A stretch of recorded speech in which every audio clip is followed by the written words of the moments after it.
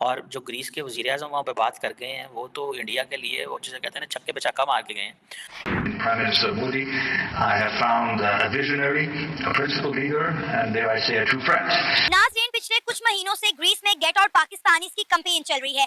Greece का कहना है कि पाकिस्तानी जो है वो वहाँ पर क्रिमिनल एक्टिविटीज में पार्टिसिपेट करते हैं, लिहाजा उन्हें किसी भी फील्ड में पाकिस्तानी नहीं चाहिए। सरगोधा में सब्जी की कीमतें आसमान को छूने लगी हैं। शिमला मिर्च 300 रुपए किलो, भिंडी 400 रुपए किलो, प्याज 250 रुपए किलो में फरोख्त होने लगा है। नाज़रीन, एक मशहूर कॉल है कि खुदा उस कौम की हालत नहीं बदलता जिसे खुद अपनी हालत बदलने का ख्याल ना हो। कि कोई भी प्राइम मिनिस्टर, प्रेसिडेंट या कोई भी एम्बेसडर जब भारत आता है तो भारत के गुण क्यों गाता है, क्यों भारत का दीवाना हो जाता है। तरक्की देखकर प्राइम मिनिस्टर मोदी की भी काफी ज्यादा तारीफ की गई।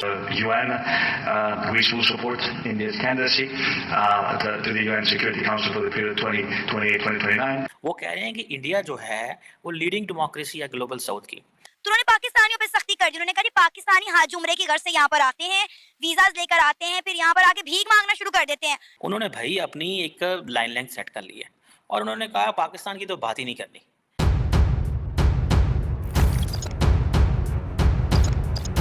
तो नमस्कार दोस्तों, जय हिंद। स्वागत है आपका पाकिस्तानी मीडिया जुड़ी एक और फ्रेश और मज़ेदार वीडियो में। तो दोस्तों, ग्रीस के प्रधानमंत्री क्रिकोस मित्सोटाकिस बुधवार सुबह राष्ट्रपति भवन पहुंचे। यहां प्रधानमंत्री नरेंद्र मोदी ने उनका औपचारिक स्वागत किया। इसके बाद दोनों लीडर्स के बीच बातचीत हुई। इस दौरान ग्रीस के पीएम ने कहा, प्रधानमंत्री नरेंद्र मोदी में मुझे एक दूरदर्शी नेता और एक सच्चा मित्र दिखता है। भारत आना मेरे लिए सौभाग्य की बात है। ग्रीस के पीएम मंगलवार देर रात 2 दिन की भारत यात्रा पर नई दिल्ली पहुंचे थे। विदेश मंत्री मीनाक्षी लेखी ने उन्हें रिसीव किया। 16 साल बाद ग्रीस का कोई प्रधानमंत्री भारत आया है। इसके पहले प्रधानमंत्री कोस्टास कर्मनीस जनवरी 2008 में भारत आए थे।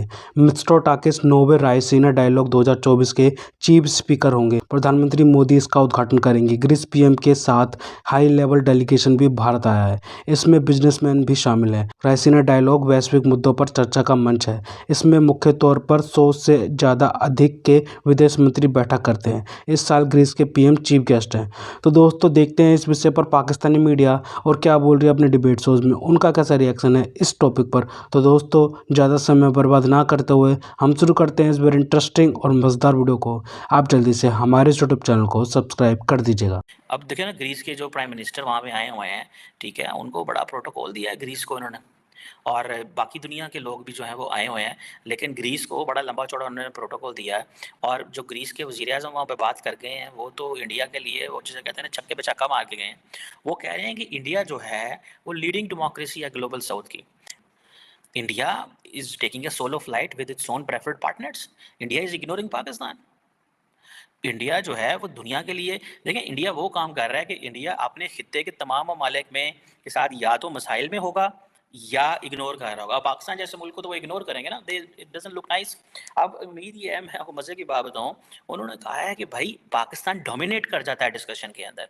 ये इंडियन अथॉरिटीज़ को बड़ा प्रॉब्लम था कि पाकिस्तान डिस्कशंस को डोमिनेट कर जाता है। पाकिस्तान के जो लोग आते हैं, पाकिस्तान के जब यहाँ वज़ीर आज़म आते हैं, मीडिया, तो मीडिया उनकी तरफ ज़्यादा ध्यान देता है। मीडिया इंटरनेशनल ध्यान, उन्होंने कहा छोड़ो यार, पाकिस्तान की बात ही ना करो, थिंक ग्लोबल, निकलो पाकिस्तान से। So this is a very calculated by design एक मूव है। Never include Pakistan, do not bring Pakistan in the discussion. And उनकी बड़ी कामयाब मूव रही है पाकिस्तान को इग्नोर करने की। अब हमने अपने आप को कैसे मेन स्ट्रीम करना है, हम नहीं कर सकते। असी तो कार एक दूसरे हथी पे हैं, तो जनाब लड़ाइयाँ हो रही हैं, एक दूसरे को पकड़ा हुआ है गलों से, ठीक है। और वो कह रहा है, भाई ग्रीस का प्राइम मिनिस्टर कह रहा है कि राइजीना डायलॉग में कि भाईजान हम जो हैं वो आपके वो हैं, आप तो ग्लोबल साउथ के सब कुछ माई बाप है आप ग्लोबल साउथ के, ठीक है जी। तो वो जो बातें करने जा रहे हैं, जिस पैमाने पे वो चल रहे हैं, उन्होंने भाई अपनी एक लाइन लेंथ सेट कर ली है और उन्होंने कहा पाकिस्तान की तो बात ही नहीं करनी। पाकिस्तान की बात नहीं करनी, पाकिस्तान को डिस्कस नहीं करना। अगर आप पाकिस्तान को डिस्कस करेंगे तो आप अपने आप को नीचे लेके आएंगे, आप ऑक्यूपाइड हो जाएंगे, कंप्रोमाइज हो जाएंगे। You know, India is a smart adversary. The Pakistanis do not know उनके साथ क्या हो रहा है। पाकिस्तानियों को नहीं पता चल रहा उसके साथ क्या हो रहा है। सर, तकरीबन 7 महीने से ज्यादा का अरसा हो गया है कि ग्रीस के अंदर गेट आउट पाकिस्तानीज़ की कैंपेन चल रही है। इसके अलावा भी कई ममालिक पे चल रही है, लेकिन अभी हम सिर्फ स्पेसिफिक ग्रीस की बात करेंगे।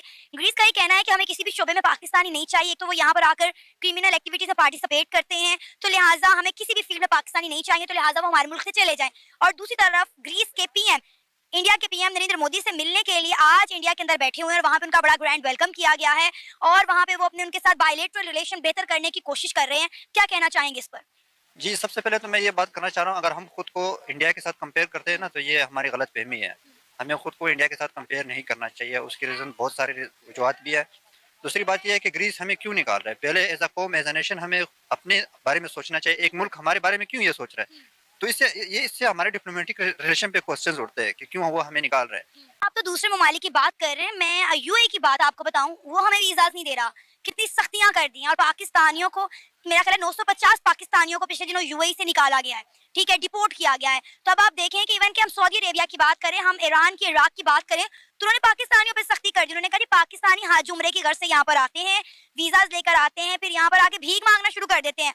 सऊदीया ने कहा हमारी जेलें पाकिस्तानी बेकारियों से भर चुकी हैं। अब इतनी सख्ती हो गई है, सऊदी अरेबिया एक इस्लामी मुल्क है, ईरान, इराक, यहाँ तक के यूएई पाकिस्तानियों को वीजा नहीं दे रहा, लेकिन इंडियंस को धड़ाधड़ हर अपॉर्चुनिटीज मिल रही है। इंडिया के प्राइम मिनिस्टर नरेंद्र मोदी जब यूएई जाते हैं तो वहाँ के जो है प्रिंस उन्हें कहते हैं कि आपको इंडियंस की फिक्र करने की जरूरत नहीं है, यूएई में इंडियन हमारी जिम्मेदारी है। विदाउट स्किल्स उनको वो क्या करेंगे? विदाउट वो स्किल्स के बगैर वो वहाँ जाते हैं, उनके पास कोई जॉब की अपॉर्चुनिटी नहीं होती। वहाँ जाके या तो वो और जॉब में लगते हैं या और अदर जो क्रिमिनल एक्टिविटीज है उसमें लग जाते हैं, भीख मांगने में लग जाते हैं। तो उसके जाहिर सी बात है वो तो बैन करेंगे पाकिस्तान को। अगर हम खुद को इंडिया के साथ कंपेयर करते हैं, देखो इंडिया के जो वहाँ के अवाम है वो बहुत आगे निकल चुके हैं, उनके पास स्किल्स है, वो आईटी में जो है वो टॉप कर रहे हैं इस वक्त वर्ल्ड को। तो इंडियन अवाम को हम खुद उनके साथ कंपेयर नहीं कर सकते। हमें अपने हमसाए मुल्क, जो कि हम खुद को कहते हैं कि वो हमारे दुश्मन है, लेकिन हमें उनसे सबक सीखना चाहिए। हमारे मुल्क में एजुकेशन का निज़ाम ही बेहतर नहीं है। हम लोग बच्चों को पढ़ा तो रहे हैं लेकिन उनके पास स्किल्स नहीं है।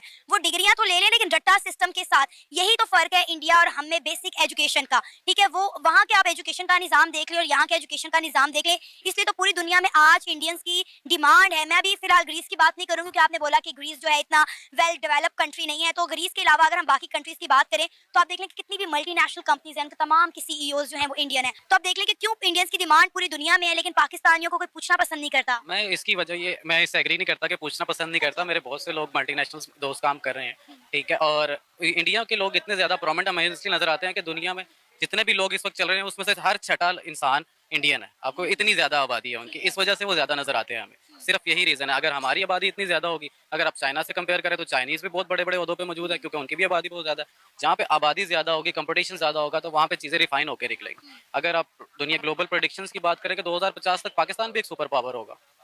इंशाल्लाह। बिल्कुल है, ये तो दुनिया ने कहा है, ये मैं नहीं कह रहा। ये आप किसी भी रिपोर्ट्स निकाल के देख लें, ग्लोबल थिंक टैंक्स की, वही ये बात कह रहे हैं।